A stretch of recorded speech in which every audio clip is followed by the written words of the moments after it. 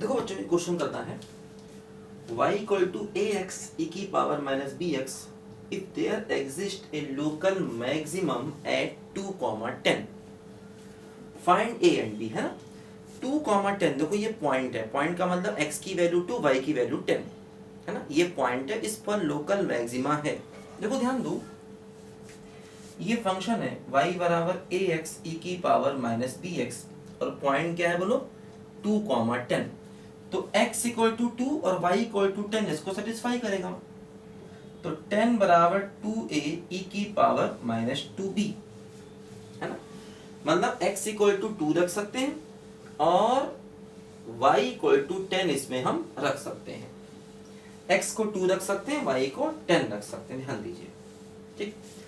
अच्छा, अब देखो लोकल मैक्सिमा है, इसका मतलब d, देखो ध्यान दो, ये फंक्शन एक डिफरेंशिएबल फंक्शन है, ये फंक्शन एक डिफरेंशिएबल फंक्शन है। इसका लोकल मैक्सिमा या मिनिमा अगर मिलेगा तो उसी पॉइंट पर मिलेगा जहां पर डिफरेंशिएशन 0 होगा। तो हमने क्या किया, देखो इसका dy dx निकाला। देखो a कांस्टेंट, पहला फंक्शन x, दूसरे का डिफरेंशिएशन e की power minus B X into minus B, ठीक, प्लस दूसरा फंक्शन e की पावर माइनस बी एक्स और पहले का डिफरेंशिएशन 1, ध्यान दो, ठीक। अब देखो इसका मतलब ये हुआ कि ये 2,10 है, तो x इक्वल टू 2 रखने पर dy dx की वैल्यू 0 हो जानी चाहिए, ठीक।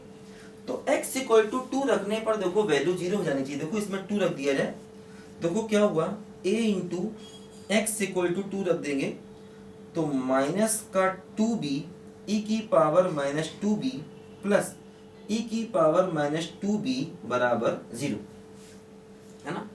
अगर हम x को 2 रख दें, देखो x को 2 रखेंगे, a बाहर है, तो माइनस का 2b e की power minus 2b plus e की पावर माइनस 2b बराबर 0।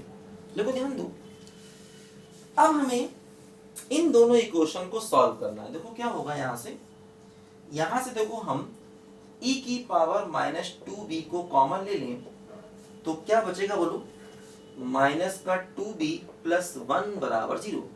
अब देखो तीन पॉसिबिलिटी है, या तो a 0 होगा, या e की पावर माइनस 2b 0 होगा, या माइनस 2b प्लस 1 बराबर 0 होगा।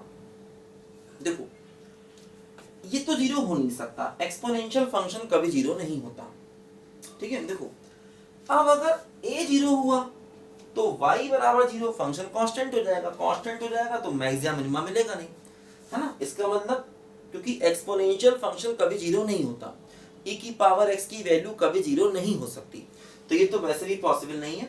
लेकिन अगर a 0 हुआ तो a 0 का मतलब y की वैल्यू 0, फंक्शन की वैल्यू 0 और फंक्शन की वैल्यू 0, तो कभी भी आपको मैक्सिमा नहीं मिलेगा, ध्यान दीजिए।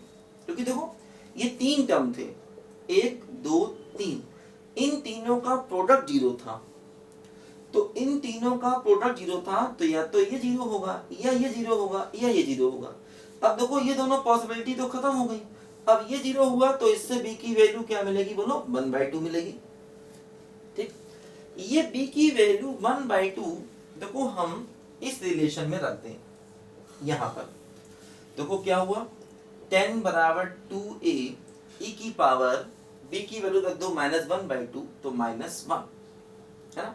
b को रख दिया 1/2, तो देखो यहां से क्या मिलेगा, 5 इक्वल टू a e की पावर -1, 2 से कैंसिल किया 5, तो 5 बराबर क्या हुआ बोलो, a/e, तो a बराबर क्या मिल गया बोलो, 5e।